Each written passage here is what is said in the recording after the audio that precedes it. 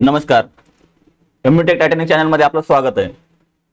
आजच्या व्हिडिओच्या माध्यमातून मुख्यमंत्री माझी लाडकी बहीण योजनेसाठी आज दिनांक 12 जुलै 2024 रोजी आणखी एक शासनाने जी.आर. काढला आहे। आता या योजनेमध्ये जे काय बदल करणे आवश्यक होतं त्या बदलाविषयी या जी.आर.च्या माध्यमातून माहिती दिलेली आहे। मग या जी.आर. मध्ये नेमके काय काय बदल करण्यात आलेत किंवा काय अटी नवीन टाकण्यात आल्या किंवा कोणत्या अटीमध्ये सूट देण्यात आली याबद्दलची सविस्तर माहिती आजच्या व्हिडिओमध्ये आपण घेणार आहोत। चला तर मित्रांनो, पाहूयात आजच्या या जी.आर. विषयी सविस्तर माहिती। चॅनलवर पहिल्यांदा आला असाल चॅनलला सबस्क्राइब करा, व्हिडिओ आवडल्यास व्हिडिओला लाईक करा आणि अशा माता भगिनीपर्यंत हा व्हिडिओ शेअर करा ज्यांना या योजनेमध्ये अर्ज करण्यासाठी अनेक प्रश्न उद्भवत आहेत किंवा त्या प्रश्नाचं त्यांना उत्तर मिळत नाही। अशा महिलांपर्यंत हा व्हिडिओ शेअर करायला विसरू नका। चला बघूया सविस्तर माहिती जी.आर.च्या माध्यमातून।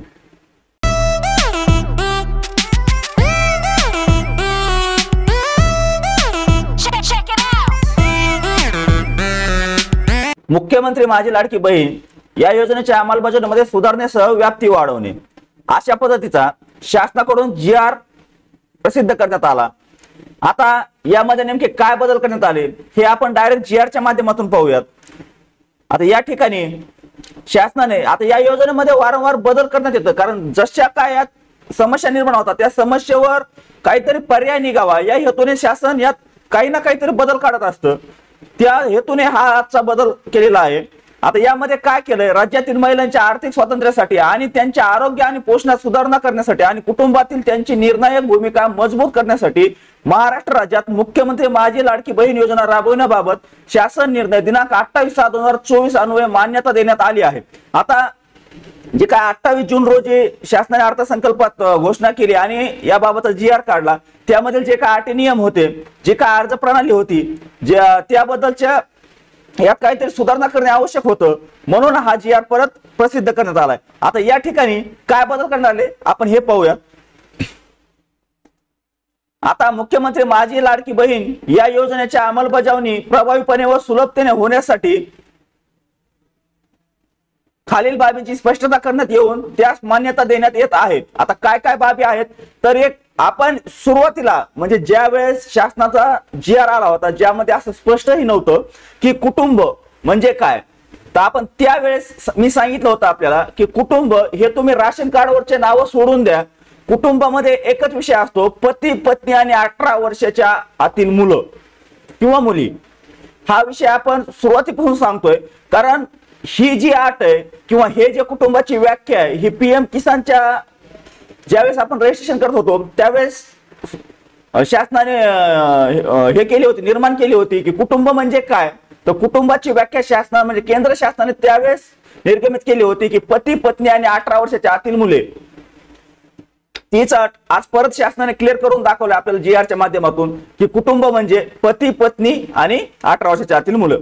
आता त्यानंतर आणखी काय बदल झाला यामध्ये की नवविवाहित महिलेच्या बाबतीत तिचे नाव रेशन कार्डवर लगेच लावणे शक्य होत नाही, बऱ्याच जणांचा प्रॉब्लेम आहे। त्यामुळे विवाह नोंदणी प्रमाणपत्र असलेल्या अशा नवविवाहित महिलेच्या पतीचे रेशन कार्ड हे उत्पन्नाचा दाखला म्हणून ग्राह्य धरण्यात यावं। आता ज्या महिलांचे रेशन कार्ड नाहीत किंवा रेशन कार्डला नाव नाहीत त्यांचं नाही परंतु त्यांच्या पतीचं आहे, तर त्या महिलांनी ते रेशन कार्ड अपलोड करा।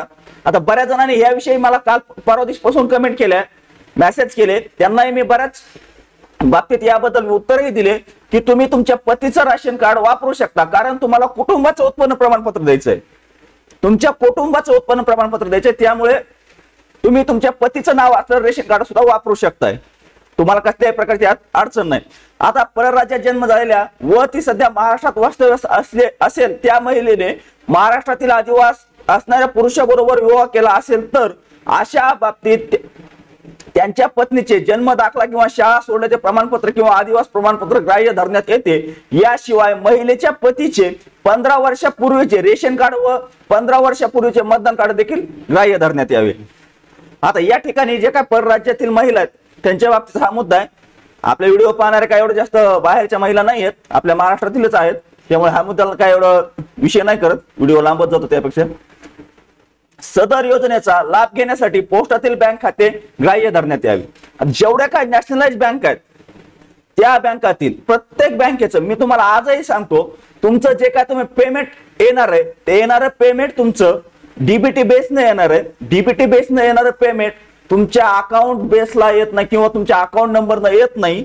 तुमचं जे काय डीबीटी बेसने येणारं पेमेंट आहे ते पूर्णतः तुमच्या आधार लिंक असणाऱ्या बँक खात्यावर येतं. त्यामुळे पोस्टाचं खातं असेल किंवा तुमचं अदर कोणत्या बँकेचं खातं असेल, यात कसल्याही प्रकारची आपल्याला अडचण येणार नाही. मी तुम्हाला सुरुवातीपासून सांगत होतो आणि आज ते शासनाने या GR माध्यमातून स्पष्ट केलं आहे.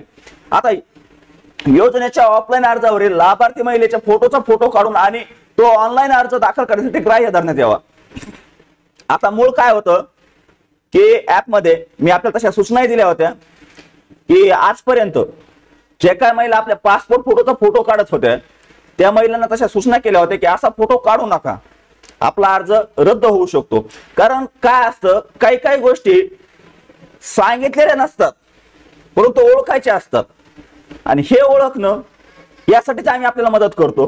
कारण तुम्ही लक्ष दिलं असेल, अर्ज करताना प्रत्येक डॉक्युमेंटला तुम्हाला गॅलरीमध्ये नेत होतं किंवा गॅलरीमधून तुम्हाला फोटो सिलेक्ट करायला ऑप्शन होतं, परंतु तुम्हाला ज्यावेळी तुम्ही फोटो घेत होता किंवा जे काय स्वतःचा अर्जदाराचा पासपोर्ट फोटो जे घेत होता त्यावेळी डायरेक्ट तुम्हाला कॅमेरा ओपन होता, तुम्हाला गॅलरीचं ऑप्शन येत नव्हतं.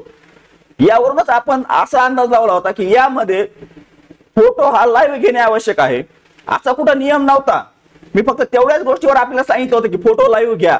आज ते त्यातूनही आपल्याला सूट मिळालेली आहे. तुम्ही तुमचा जो काय पासपोर्ट फोटो असेल तुम्ही तुमच्या अर्जासोबत दिलेला, त्या अर्जावरचा फोटो काढून सुद्धा तुम्ही तुमचा अर्ज सबमिट करू शकताय. आता यात कसल्याही प्रकारची आपल्याला अडचण नाही. आता काय खाली अजून सदर योजनेअंतर्गत नागरी व ग्रामीण भागातील अंगणवाडी सेविका, आता हे बाकी सगळं पहिलेच मुद्दे, त्यामुळं यात काय जास्त आपण डोकं नाही लावत. पण जे काय मुख्य मुद्दे होते त्यामध्ये कुटुंबाची व्याख्या स्पष्ट, डॉक्युमेंट रेशन कार्डच्या बाबतीतलं स्पष्ट, बँक खात्याच्या बाबतीतलं स्पष्ट दिलं आणि फोटोच्या बाबतीतलं, हे जे काही 4 अपडेट होते हे खूप महत्वाचे होते. आता केवायसी ऑथेंटिकेशन यापूर्वी झालेले असल्यास सदर लाभार्थी केवळ ऑफलाईन अर्ज भरून घेऊन मुख्यमंत्री लाडकी बहीण या योजनेत थेट लाभ देण्यात यावा. आता हे जे काय केवायसी झालेले जे काय आहे त्यामध्ये शासनानं जे काय अन्य योजनेच्या मार्फत जे काय डाटा संकलित केलेला आहे त्या संकलित केलेल्या डेटाच्या बेसवर सुद्धा शासन पेमेंट देण्याच्या तयारीत आहे. परंतु म्हणजे आपण अर्जच नाही करायचा असं तर करू नका. जरी आपल्या केवायसी झालेले असतील, जरी आपल्या अन्य योजनेत जरी आपले रजिस्ट्रेशन झालेले असतील किंवा आपल्या जे काय ऑथेंटिकेशन झालेलं असेल ते असू द्या, तरी सुद्धा नव्याने अर्ज करा. कारण तो डेटाबेस इकडे मॅच होणं किंवा कम्पोर्ट होणं किंवा इकडे ज्यावेळेस या योजनेला लागू व्हायचा त्यावेळेस जर काही प्रॉब्लेम आला तर आपल्याला अडचण येऊ शकते. त्यामुळे अर्ज करा. दिलंय असं शासनाने दिलंय म्हणून आपण अर्जच नाही करायचा असं लक्षात आणू नका, अर्ज करून घ्या. आता यामध्ये अर्ज कसा भरायचा, ऍप पोर्टलवर भरण्यात यावेत. आता अजून पोर्टल लॉन्च झालेलं नाही. जर पोर्टल लॉन्च झालंच तर त्याचाही व्हिडिओ आपल्याला तात्काळ येईल. चला आता यामध्ये काय एवढं विशेष, आता खालची माहिती आपल्यासाठी एवढी महत्वाची नाही जेवढे की वरचे मुद्दे आपल्यासाठी महत्वाचे. यामध्ये काय 50 रुपये प्रोत्साहन काय ते आपल्याला ते अंगणवाडी सेविकेला ते आपल्याला नाहीये. या व्हिडिओच्या माध्यमातून आपल्याला जे काय आजच्या GR मधून जे काय शासनाने नवीन नियमावली आणली आहे किंवा जे काय बदल केले आहे त्याबद्दलची सविस्तर माहिती दिलेली आहे. जरी या व्यतिरिक्तही आपल्याला काही आणखी अडचणी असतील तर कमेंट मध्ये विचारा, व्हॉट्सअप ग्रुप मध्ये विचारा किंवा टेलिग्राम चॅनल मध्ये विचारा. आमच्याकडून आपल्याला नक्की सहकार्य केलं जाईल. आणि परत एकदा सांगतो, चॅनलवर जर पहिल्यांदा आला असाल तर चॅनलला सबस्क्राईब करा, व्हिडिओला लाईक करा आणि अशा महिलांपर्यंत हा व्हिडिओ शेअर करा ज्या महिलांना या योजनेमध्ये अर्ज करताना काहीतरी अडचण येत आहे. अशा महिलांपर्यंत व्हिडिओ शेअर करायला विसरू नका. चला धन्यवाद. आजच्या व्हिडिओमध्ये एवढीच माहिती. भेटूया पुढच्या व्हिडिओमध्ये.